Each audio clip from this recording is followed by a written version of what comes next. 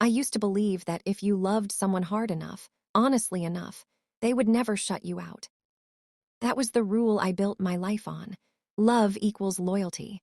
Sacrifice equals closeness. A mother's devotion equals permanence. For 30 years, that equation held. My son, Daniel, was born on a rainy Tuesday morning after 14 hours of labor and a prayer I didn't know how to finish. The nurse placed him in my arms, and in that moment, the world rearranged itself. I was no longer just a woman. I was someone's anchor, someone's safety, someone's home. From the beginning, it was just the two of us against uncertainty. His father drifted out of the picture before Daniel could form full sentences. There were no dramatic fights, no slammed doors, just quiet absence, a slow evaporation. I learned quickly that silence can be louder than screaming. So I filled the silence. I worked double shifts. I packed lunches with handwritten notes folded into tiny squares. I learned the rules of Little League even though I had never cared about baseball before. I clapped the loudest at school plays. I memorized the names of his friends, his teachers, the girls who made him nervous. When he was 7, he told me, "Mom, you're my best friend." I laughed and told him that one day he'd have better ones. Secretly, I hoped I was wrong. We built rituals out of ordinary days. Friday night pizza on the couch. Sunday morning pancakes shaped like dinosaurs long after he stopped believing they were real. A running joke about how I could never understand his music but pretended to anyway. He would roll his eyes. I would pretend to be offended. The dance never changed. And through the years, through braces, heartbreaks, late-night exams, and first jobs, he talked to me. Not always easily, not always completely, but enough. That's what makes silence so terrifying. You don't recognize it at first. It doesn't arrive like a storm. It creeps in like fog. The first missed call didn't mean anything. He had started a new job at a marketing firm downtown. Long hours, big clients, important meetings. When he didn't answer, I left a cheerful voicemail and told myself I was proud of his ambition. The second missed call came a week later. This time he texted back 3 hours afterward. "Sorry, Mom, swamped, call you tomorrow." Tomorrow came and went. I told myself not to be dramatic. Children grow up. They build their own worlds. A mother must learn to stand at the edge instead of the center. Still, something shifted. Our Sunday breakfasts became rain checks. Friday night pizza turned into maybe next week. When he did visit, he seemed distracted. His phone buzzed constantly. He angled the screen away from me without thinking. He stepped outside to take calls. I noticed. Mothers always notice. But I also noticed the way he avoided my eyes when he returned from those calls. As if there was a separate conversation happening somewhere I wasn't allowed to enter. One evening, over reheated lasagna, I asked gently, "Is everything okay?" He smiled too quickly. "Of course, just busy." Busy. The most harmless word in the English language. The most dangerous excuse in a family. I nodded. I wanted to be the understanding mother, not the intrusive one. I reminded myself that love means giving space. That control suffocates. That independence is healthy. But space began to feel less like growth and more like distance. Around that time, he mentioned her more frequently. Elise. I had met her twice, once at a coffee shop, once briefly at my house. She was poised, soft-spoken, impeccably dressed, the kind of woman who seemed to measure her words before releasing them. Polite, reserved, hard to read. Daniel spoke about her with a new intensity, protective, careful, as if even describing her required discretion. "She's private," he told me once, when I asked why she hadn't joined us for dinner. "She doesn't like a lot of attention." I respected that. Not everyone is comfortable stepping into someone else's family rhythm. I remembered being young and unsure myself. But gradually, my invitations stopped being declined. They stopped being answered. I would ask, "Are you two free this weekend?" He would respond, "We'll see." "We'll see." Another harmless phrase, another small door closing. Then came the holidays. Daniel had never missed Christmas morning. Not once. Even during college finals, even during snowstorms. We had a tradition. Cinnamon rolls before gifts, pajamas until noon, terrible old movies in the afternoon. That December, he called 3 days before Christmas. "Mom, Elise's family is hosting something out of town. I think we're going to go there this year." I swallowed disappointment like medicine. Of course, that makes sense. And it did, it truly did. People build new traditions, families expand, love multiplies.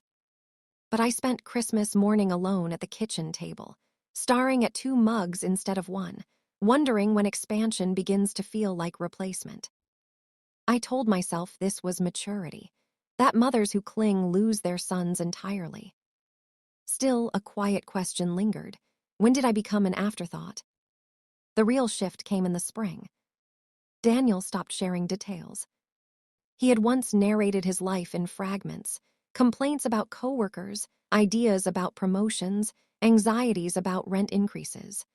Suddenly, his updates were broad and polished. "Work's good. Things are fine. We're figuring stuff out." Way. The word was natural, expected, healthy. But it began to feel like a wall. One afternoon, I dropped by his apartment unannounced.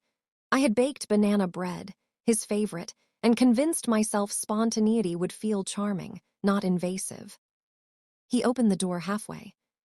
His smile flickered. "Mom, you should have called." I held up the bread like proof of innocence. I was in the neighborhood. He hesitated before stepping aside. Inside, the apartment looked different. Cleaner, colder. Minimalist furniture replaced the old worn couch we had picked out together. The framed childhood photos were gone. "Did you redecorate?" I asked lightly. "Elise's idea." "Of course." I walked through rooms that no longer held traces of me. The past had been packed away neatly. Trust versus secrecy. Devotion versus exclusion. I didn't have those words yet. I only had a growing ache. 2 weeks later, the world shifted in a single scroll. I was at home, folding laundry, when my phone buzzed with a message from my sister. "Have you seen this?" A link followed. I tapped it without thinking. The screen filled with white lace and sunlight. Daniel stood in a tailored suit, smiling at a woman in a simple ivory dress. They were under an arch of flowers, guests blurred in the background. The caption read, "Just married, intimate ceremony with our closest loved ones." Closest loved ones. My hands went numb.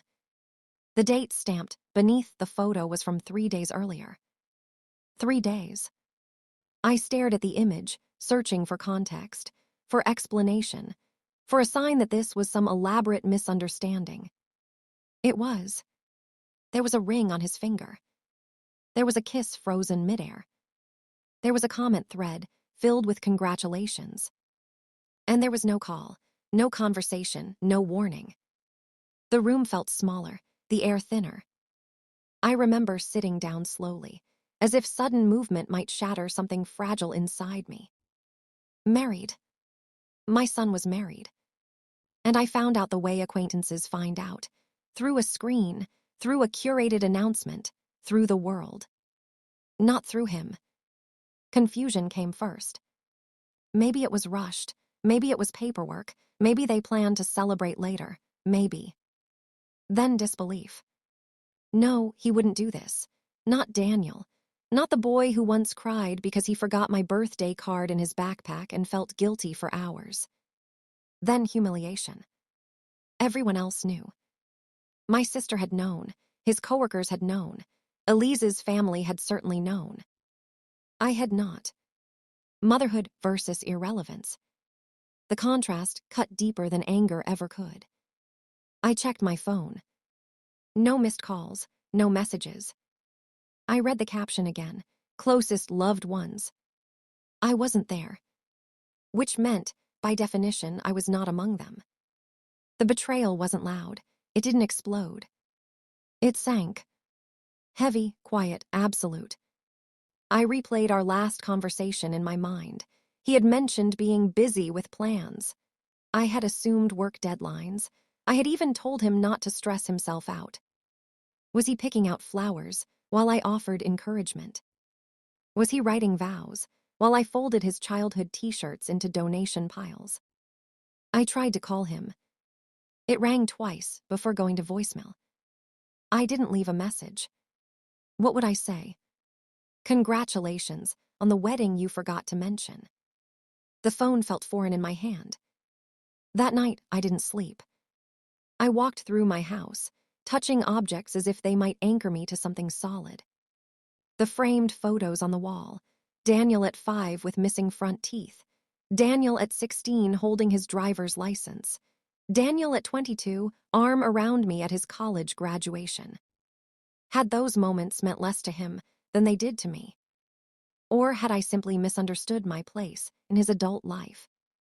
Trust versus secrecy. Loyalty versus independence. Was this betrayal or self-protection? By morning, shock had hardened into something sharper. Why hide it? People elope.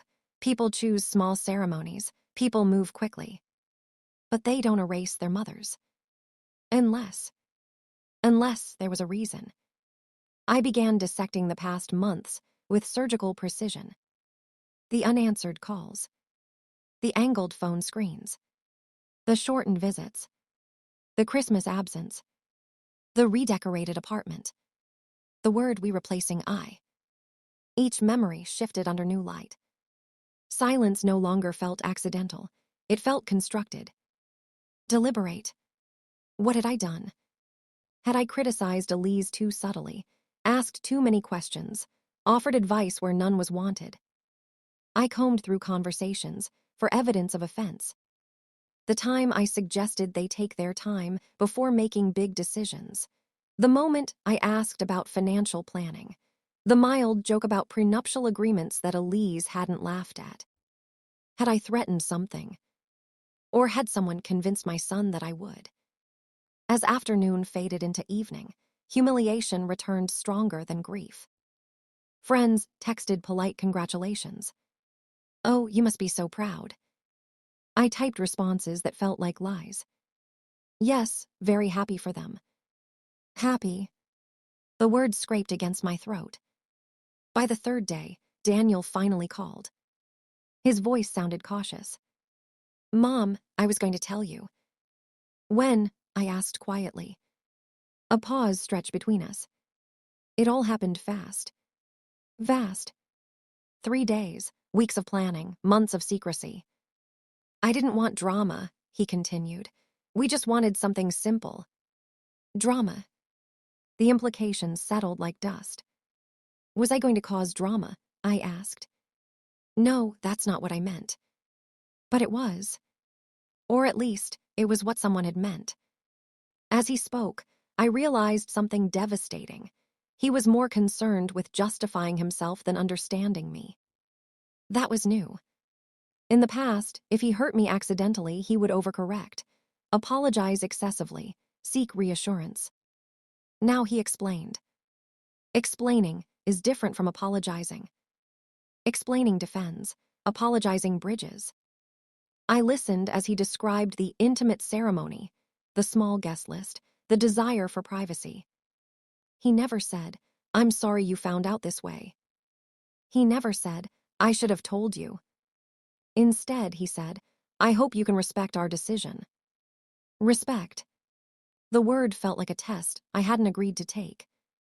"I would have respected your decision," I said carefully, "if you had trusted me with it." Another silence. I could hear him breathing. "I didn't think you'd understand." That sentence broke something fundamental. Not because it was cruel, but because it was honest. Somewhere along the way, my son had decided I was not safe to confide in. Safety versus fear. Support versus control. Had my devotion become pressure? Had my involvement felt like interference? Or had someone else narrated me differently in his ear? After the call ended, I sat alone in my kitchen, staring at the empty chair across from me. Married. He was someone's husband now. And I was what? An afterthought, an obligation, a complication. The silence that followed his explanation was heavier than the silence before the announcement. Before, I had assumed ignorance. Now I knew it was choice. He had chosen not to tell me. Not because he forgot. Not because he ran out of time. But because he believed it was easier without me. That realization didn't just hurt. It unraveled. I revisited every memory, searching for the moment trust fractured. Was it when I advised caution about rushing commitment? Was it when I asked about shared finances? Was it when I reminded him that marriage is not only romance, but responsibility? Or was it simpler than that? Was it love colliding with independence? A son trying to prove adulthood by cutting the most visible tie? If that was true, then secrecy was not just avoidance. It was declaration. I don't need you. The thought hollowed me. Yet beneath the hurt, another question pulsed steadily. Why secrecy over honesty? Even independence can be spoken aloud. Even disagreement can be navigated. But erasure requires intention. As night fell again, I stood in front of the mirror and studied my reflection. Was I overbearing? Was I blind?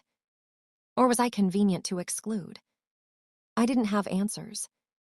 Only fragments. And fragments form patterns. Patterns form truth. By the end of that week, one truth settled heavily in my chest. The wedding itself was not what shattered me. It was the silence. Silence before, silence during, silence after. Silence where conversation should have been. Silence where trust once lived. And as I began to gather those fragments, a deeper suspicion surfaced. This was not impulsive. This was not accidental. This was strategic. The distance had been building long before the photograph appeared on my screen. Which meant the question was no longer simply, why did he marry? The question had become far more unsettling. Why did he need me not to know? And if I had been deliberately kept in the dark, who had turned off the light? That was the moment grief gave way to resolve. Not anger, not revenge. Clarity. If something had shifted in my son's heart, I needed to understand it. If someone had reframed me as an obstacle instead of an ally, I needed to know why. Because families don't fracture overnight. They crack along fault lines long ignored. And I was done pretending I couldn't see them. The silence had spoken. Now I would have to listen to what it was hiding. When Daniel finally agreed to come over in person, he sounded like a man preparing for a meeting, not a son coming home.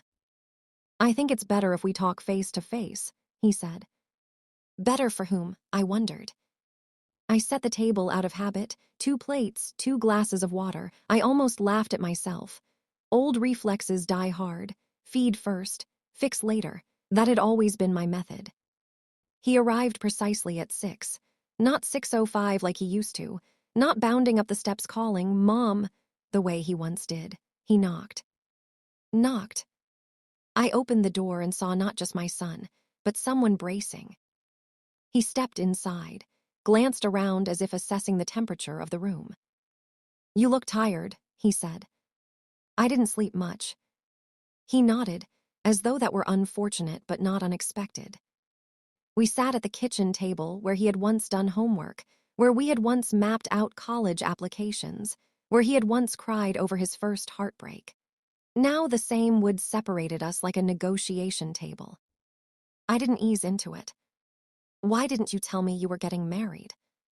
He exhaled slowly, like someone about to repeat a rehearsed explanation. It wasn't like that. Then tell me how it was. He folded his hands together. I noticed he wasn't wearing his wedding ring today, or maybe he had taken it off before coming. I couldn't decide which possibility hurt more. We didn't want a big thing, he began. Elise hates attention, her family's complicated. We just wanted something simple, quick, private. Quick, private, simple. Words that minimize. But not secret, I said. He looked at me, really looked, and for a moment I saw flicker guilt, frustration, fatigue. It wasn't meant to hurt you. There it was. Intent versus impact. I'm not asking what you meant, I said quietly. I'm asking what you did. He leaned back in his chair. We were under a lot of pressure, Mom. From who? He hesitated. That hesitation told me more than any answer could. Elise's lease was up, my job been unstable. There were benefits issues, health insurance, taxes. It just made sense to make it official. Convenience versus consequence. You got married for paperwork? I asked. No, he said quickly, not just that. But partially. He ran a hand through his hair, the same gesture he'd used when trying to solve algebra problems in high school. You don't understand how complicated it's been. Then help me understand. His jaw tightened. That's what I'm trying to do. No, I thought, you're trying to justify. There's always been this tension, he continued carefully, between you and Elise. I blinked. Tension. You question everything. You analyze everything. She feels judged. Judged. I replayed my interactions with her in my mind, like security footage. The first dinner where I asked about her job history. The time I asked how they were planning their finances. The moment I suggested they slow down before signing a joint car loan. Were those questions or accusations? I was trying to protect you, I said. There it is, he replied almost immediately. Protect. The word that once meant safety now sounded like control. I don't need protection, he said. I need trust. Trust versus supervision. Something inside me flinched. I trusted you, I said. I didn't trust circumstances, that's different. But it never feels different, he said quietly. Silence pooled between us again. Flashback, 3 months before the wedding. We had been sitting in this same kitchen. Daniel had mentioned that Elise wanted to quit her job and figure out something new. I had asked how they would manage rent on one income. He had stiffened then too. You always assume the worst, he'd said. No, I answered. I prepare for it. Prepared versus pessimistic. Now, sitting across from him, I realized those moments hadn't evaporated. They had accumulated. Did she ask you not to tell me? I asked. He looked down. That's not fair. That's not an answer. He inhaled deeply. She was afraid. Of me. Yes. The word didn't explode. It landed heavy and dull. Afraid of what? That you'd talk us out of it. That you'd make us doubt ourselves. I almost laughed, but it would have sounded unhinged. So instead, you made a life decision without telling me. We didn't owe anyone a vote. Vote. As if I had asked for authority. I wasn't asking for a vote, I said. I was asking for honesty. He rubbed his temples. Mom, every time we make a decision, you dissect it. You call with articles. You ask about backup plans. You say you're just being realistic, but it feels like you're waiting for us to fail. Waiting for you to fail. The accusation sliced deeper than secrecy. I spent my whole life making sure you didn't fail, I said, my voice steadier than I felt. And that's the problem, he replied. The problem. I swallowed. Flashback again, Daniel at 17 filling out scholarship applications. I had hovered, corrected his essays, reminded him of deadlines, double-checked every form. He'd gotten into a good school. Had I helped or suffocated? When you do everything for someone, he continued, they never learn whether they can stand on their own. Weakness versus strength. Was that what this was? A declaration of independence disguised as secrecy. So you got married to prove you could? I asked. No, he said. We got married because we love each other. And because you didn't want me involved. He didn't deny it. That silence answered more than any confession. But beneath that surface layer, fear of interference, desire for autonomy, something else stirred. Tell me about the benefits, I said carefully. He blinked. What? You mentioned insurance, taxes, lease pressure, be specific. His shoulders tightened. It's just logistics. Logistics change people's futures, I replied. He hesitated long enough to confirm my suspicion. Elise's dad cut her off financially, he said finally, after they had a fight. There it was. Security versus instability. When? I asked. A few months ago. Before Christmas. Before the redecorated apartment. Before the unanswered calls. She needed coverage, stability, he continued. We both did. My company's restructuring. There are layoffs coming. I absorbed this. You didn't tell me about layoffs. I didn't want you to worry. Worry. Or intervene. You could have told me, I said softly. And then what? You would have offered to help, to co-sign something, to fix it. Would I have? Yes. Without hesitation. And maybe that was exactly what he didn't want. So instead, you made it official. Yes. And didn't tell me. He looked at me then, frustration breaking through his restraint. You don't get it. If we had told you, it would have turned into meetings, discussions, conditions. It would have been about protecting assets and drafting agreements and evaluating risks. His words slowed. And it would have made Elise feel like she was applying for something, like she needed approval. Approval versus acceptance. I leaned back. I never asked her to apply, I said quietly. No, he replied, but you always evaluated. Evaluate. Measure. Weigh. Was that what I had been doing? Assessing her like an investment. Flashback, Elise sitting stiffly at my dining table. Me asking about her student loans. Asking whether she planned to return to school. Asking about her credit score indirectly by discussing financial planning in general terms. Had I been interviewing her? I had told myself it was wisdom. Perhaps it felt like suspicion. Still, secrecy was not a correction. It was escalation. So you married her because you were afraid I would question it, I said.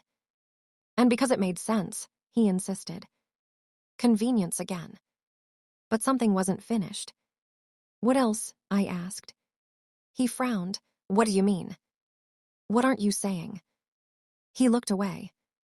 There is a particular silence that only appears when truth stands at the edge of a cliff. Elise was worried, he said slowly, about future complications. Complications. With inheritance. The word seemed to thicken the air. Inheritance. My inheritance, I asked. He didn't answer directly. She didn't want to feel like she was always temporary. Temporary. I felt something cold settle inside me. She thought I would disinherit you if you married her, I asked. She thought you might control things. Control. Always that word. Flashback, last year I had updated my will. Standard procedure. I had told Daniel casually that everything would eventually go to him. The house, the savings, modest investments. Had Elise heard that conversation? She was afraid, he continued, that if we weren't legally married and something happened, she'd have no protection. Protection. The same word I had used earlier. So they protected themselves from me. By excluding me. The irony would have been laughable if it weren't tragic. You could have talked to me, I said. She didn't think you'd react well. And you. He hesitated. I didn't want to test it. That was the harsher truth. He hadn't trusted my strength. He had feared my reaction more than he valued my inclusion. In trying to avoid conflict, he had created rupture. But there's more, I said quietly. He looked startled. How do you know? Because silence always carries more than one secret. He swallowed. We consolidated some things. What things? He stared at the table. The house. My heart skipped. What about the house? I needed collateral, he said quickly. Just temporarily, to secure a business loan, we're starting something, a consultancy. The words blurred. You used my house. It's partly in my name, he said defensively. You added me years ago for estate planning. Yes, I had. To make transitions easier one day. Trust. Did you refinance without telling me? It's not like that. Daniel. His eyes met mine, and I saw it fully now. Not rebellion, not cruelty, desperation mixed with pride. We leveraged the equity, he admitted. It was the only way to secure favorable terms, and being married strengthened the application. Married strengthened the application. So the wedding had not only been emotional insulation, it had been financial positioning. My silence had been part of the strategy. If I had known, I might have objected.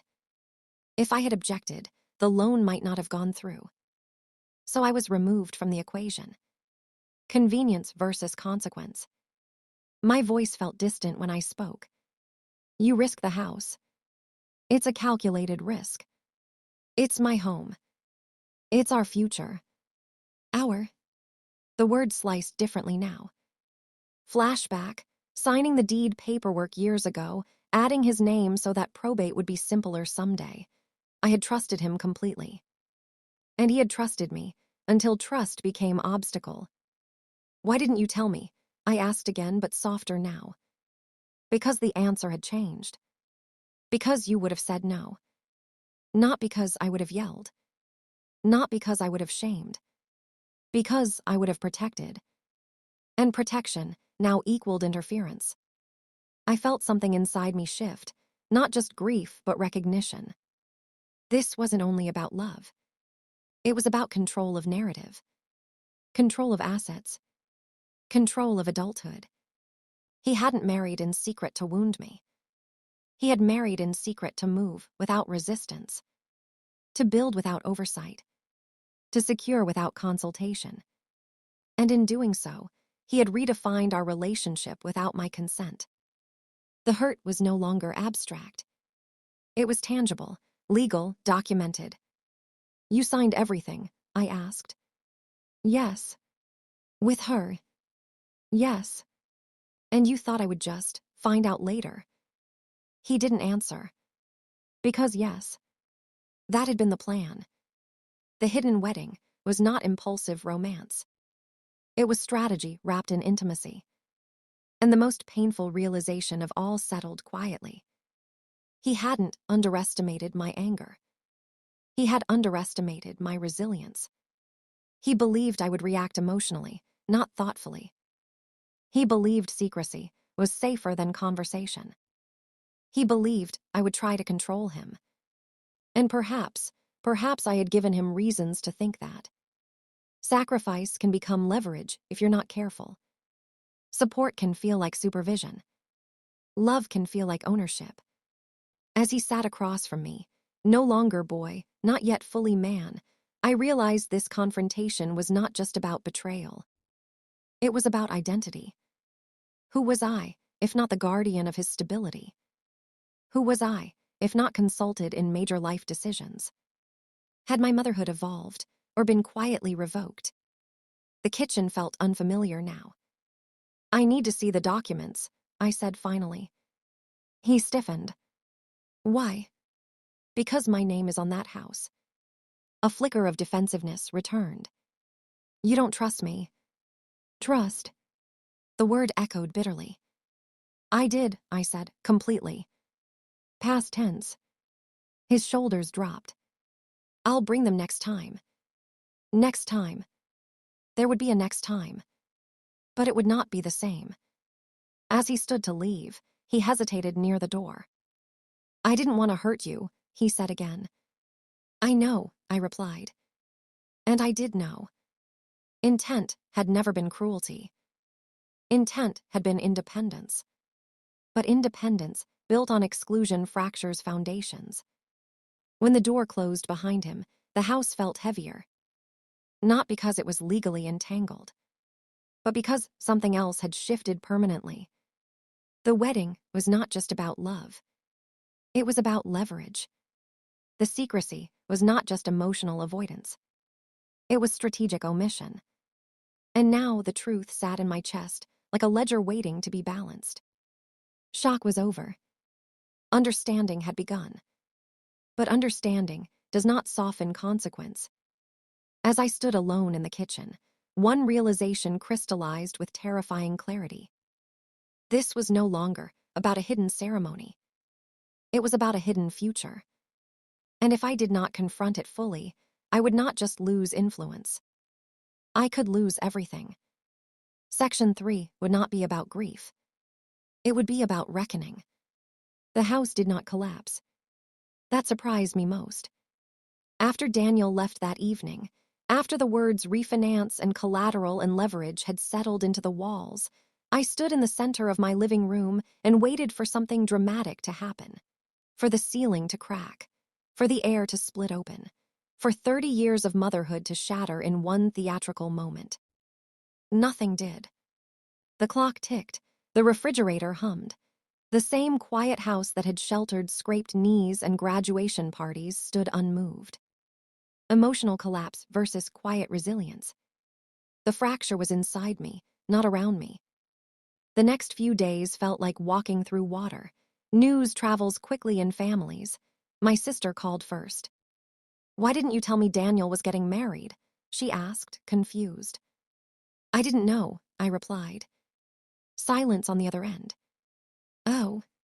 That single syllable carried sympathy, judgment, curiosity. It spread.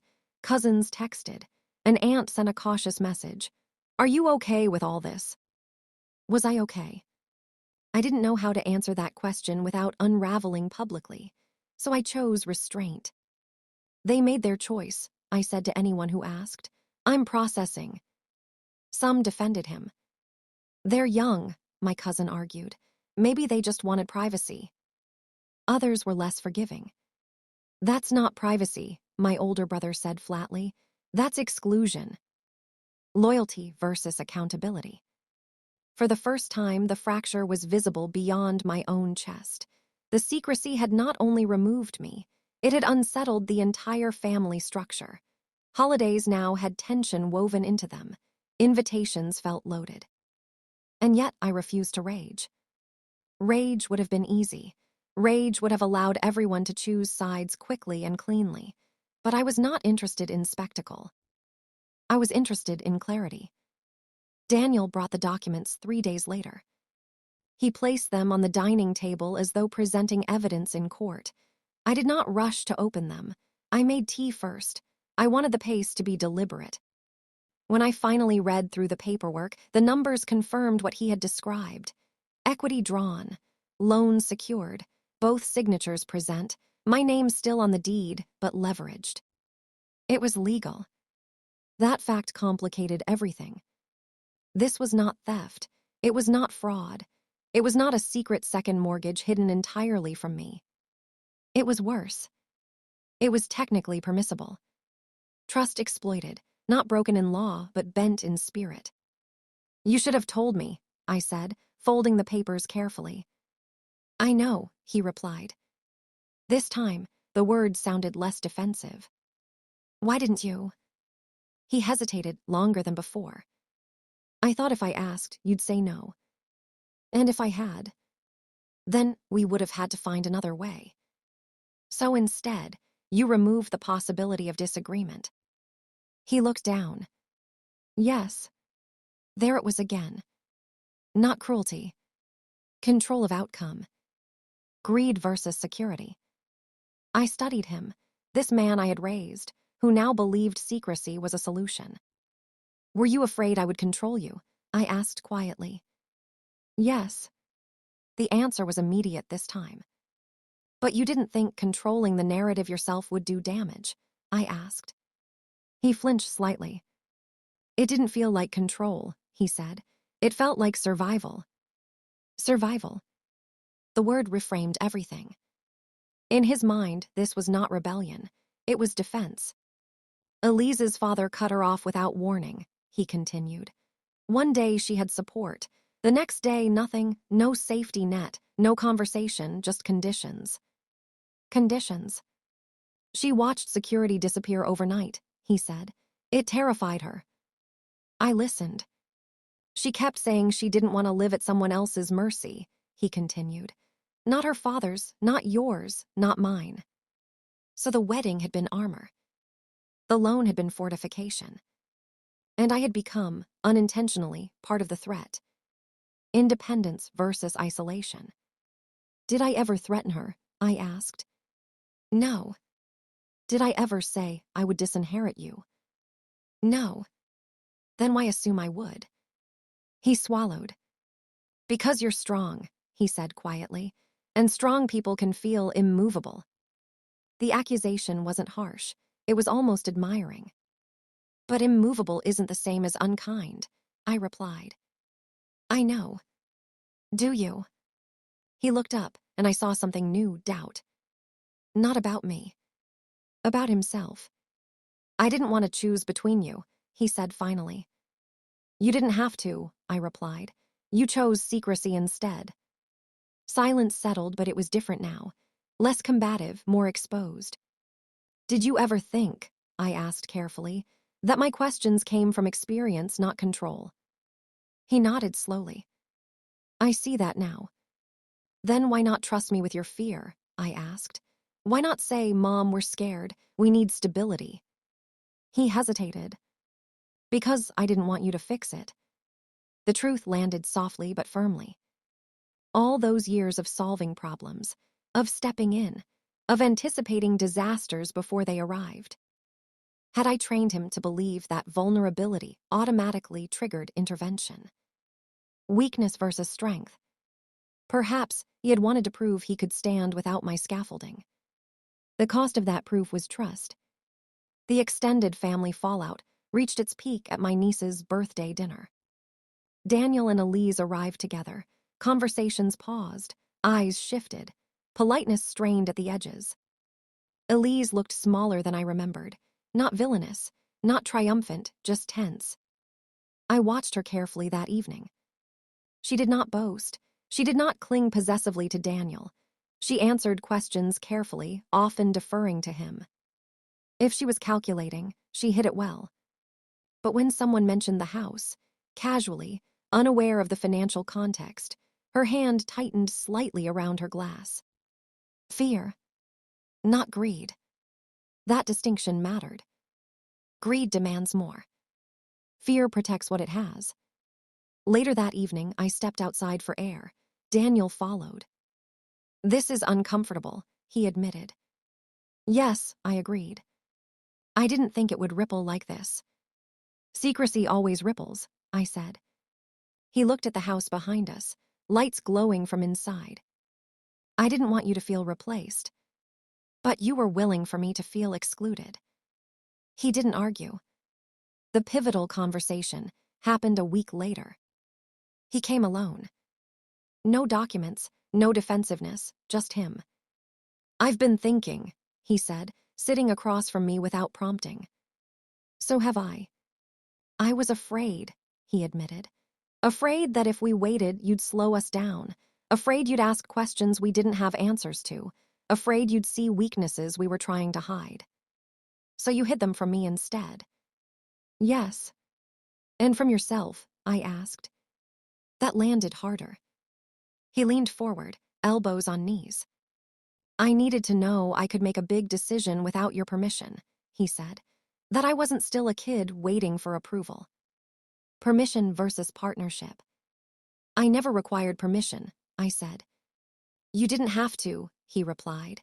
It was built into everything. You always knew more, planned more, prepared more. And that felt like what? Like I was always catching up. His honesty was no longer defensive. It was raw. For the first time, I saw the unintended consequence of competence. If a mother is always the strongest person in the room, her son may struggle to feel like a man in that same room. Had my resilience overshadowed his growth? I didn't mean to make you feel small, I said. I know. We sat with that. I married her because I love her, he said firmly. But I hid it because I needed to feel in control of something. Control versus connection. And now, I asked. Now I feel like I damaged the one thing that was never unstable. The words trembled slightly. Did secrecy protect you? I asked. No. Did it protect Elise? He shook his head. It isolated us. There it was. Independence pursued so aggressively it became isolation.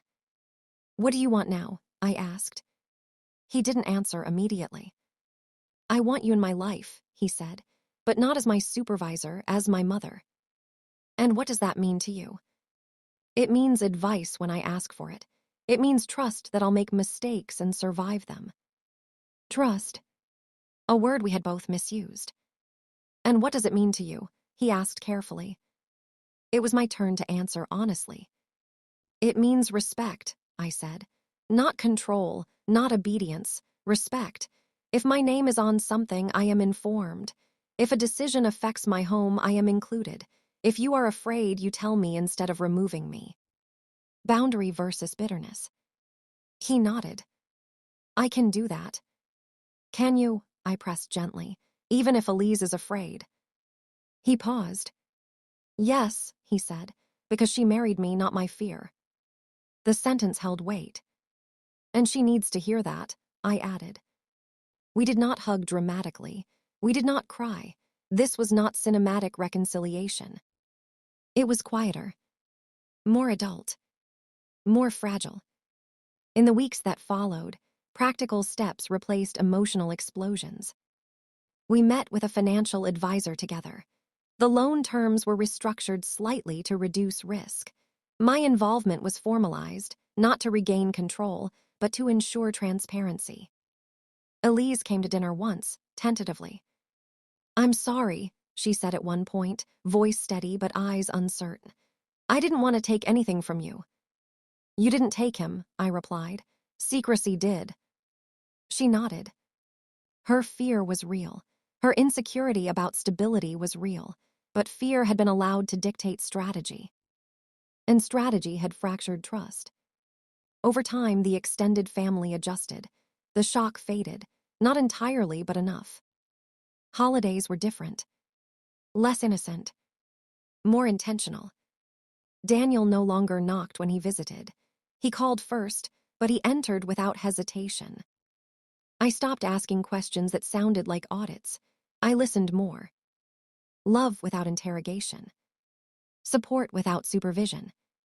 Did everything return to what it was? No. And that was the point. What was broken could not be restored to its original shape. But what remained was stronger in a different way. Not blind loyalty. Not unquestioned devotion. Chosen connection. One evening, months later, Daniel sat across from me again.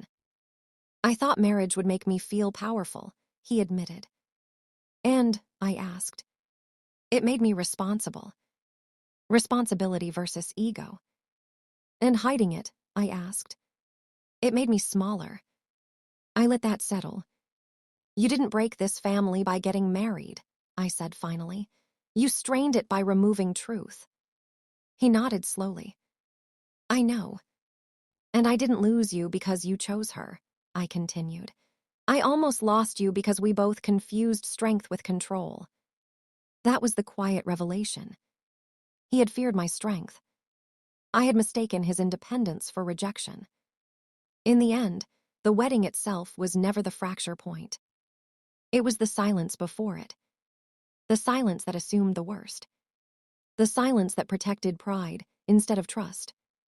I no longer measure my worth by how indispensable I am. I measure it by how steady I remain when I am not. Motherhood did not disappear. It evolved. I am not the center of his life anymore. But I am not erased either. Integrity outlasts manipulation. Clarity outlasts fear. And while the wedding almost broke us, the reckoning rebuilt something more honest.